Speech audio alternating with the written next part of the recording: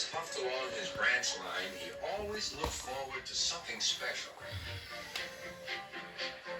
The sight of the river. As he rumbled over the bridge, he would see people fishing. Thomas often wanted to stay and watch, but his driver said no. What would Sir Topham Hatt say if we were late? Every time he met another engine, he would say, "I want to fish." But they all had the same answer. Engines don't go fishing.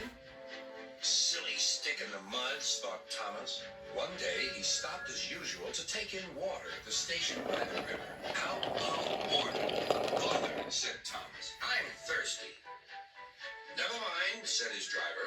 "We'll get some water from the river."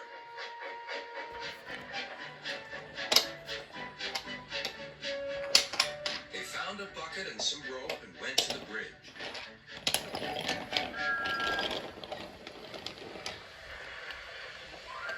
Then the driver let the bucket down to the water. The bucket was old and had 5 holes, so they had to fill it, pull it up, and empty it into Thomas's tank as quickly as they could, several times over.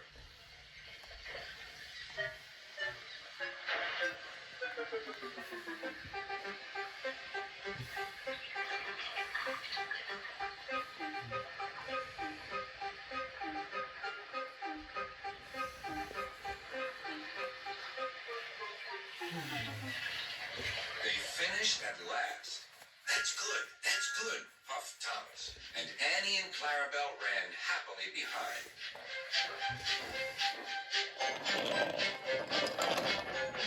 Suddenly, Thomas began to feel a pain in his boiler. Steam began to hiss from his safety valve in an alarming way.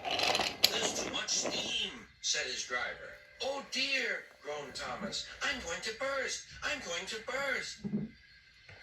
They damped down his fire and struggled on. "I've got such a pain. I've got such a pain," Thomas hissed.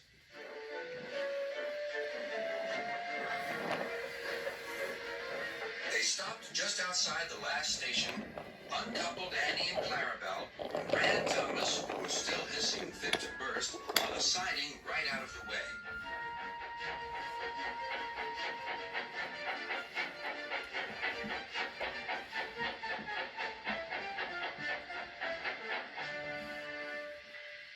Then, while the conductor telephoned for an engine inspector, the driver found notices in large letters which he hung on Thomas in front and behind. "Danger. Keep away."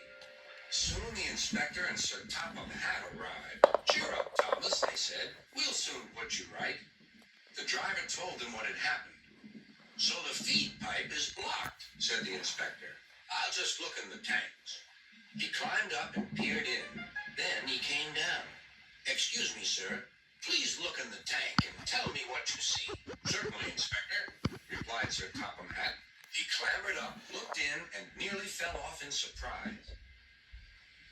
"Inspector," he whispered, "can you see fish?" "Gracious goodness me! How did the fish get there, driver?" "We must have fished them from the river with our bucket," replied Thomas's driver. "Well, Thomas, so you and your driver have been fishing, but fish don't suit you. We must get them out." They all took turns at fishing in Thomas's tank, while Sir Topham Hatt looked on and told them how to do it. When they had caught all the fish, they had a lovely picnic supper of fish and chips. That was good," said Sir Topham Hatt. "But fish don't suit you, Thomas, so you mustn't do it again." "No, sir, I won't," said Thomas sadly. "Engines don't go fishing. It's too uncomfortable."